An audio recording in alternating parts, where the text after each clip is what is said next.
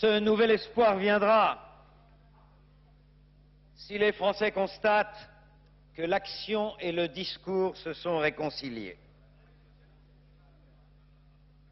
Ce fait, l'espoir, c'est aussi permettre à ceux qui sont les plus durement frappés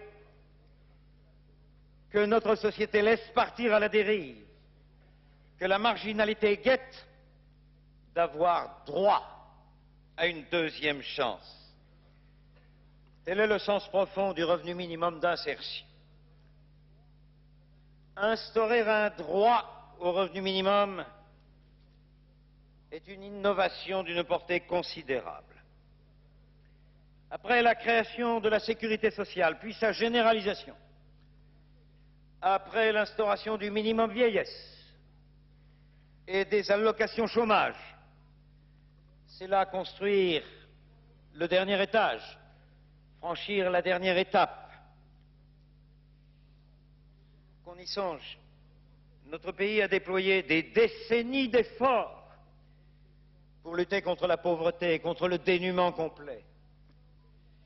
Il entreprend maintenant de les attaquer avec une vigueur nouvelle.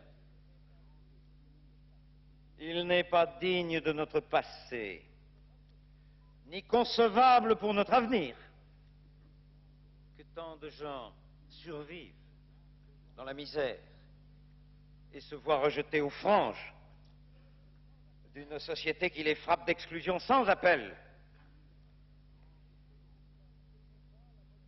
La solidarité n'est pas la bonne conscience de la modernisation, elle est la condition de sa réussite.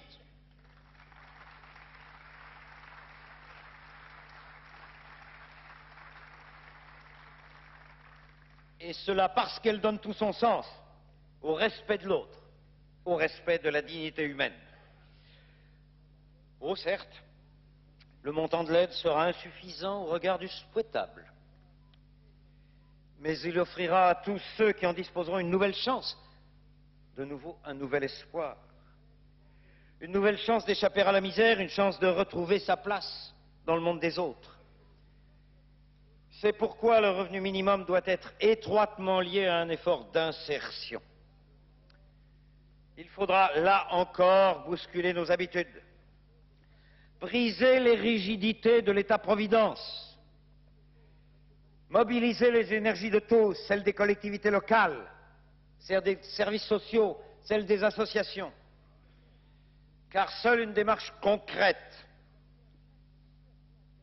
adapté à chaque situation, permettra de franchir les difficultés. Dans de nombreux cas, cet effort s'adressera à certains qui n'ont même pas d'état civil, que l'illettrisme empêche de lire un formulaire ou de signer un chèque, que le repli sur soi a coupé depuis longtemps du monde extérieur. Dans d'autres cas, il s'agira de chômeurs depuis peu en fin de droit ou de familles provisoirement privées de toute ressource. Il nous faudra donc renouveler profondément nos habitudes de penser et d'agir pour être plus participatifs, moins cloisonnés, bref, mieux ouverts sur la société.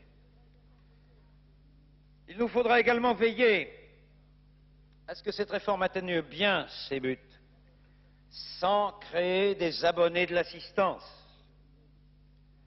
sans négliger la volonté tenace de l'insertion.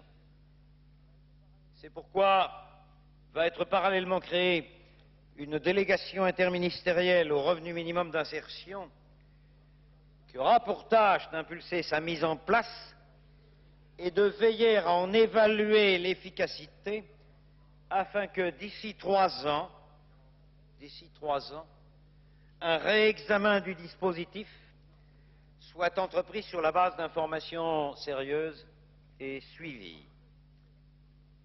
C'est le 13 juillet que le projet de loi sera adopté au Conseil des ministres pour être aussitôt déposé sur le bureau de votre Assemblée. Puis c'est le 4 octobre au plus tard que la représentation nationale en examinera le texte en séance publique, après avoir disposé, conformément à vos compétences et à nos engagements, du temps nécessaire à un travail approfondi en commission. Le financement du revenu minimum d'insertion sera assuré pour partie par le rétablissement d'un impôt sur la fortune.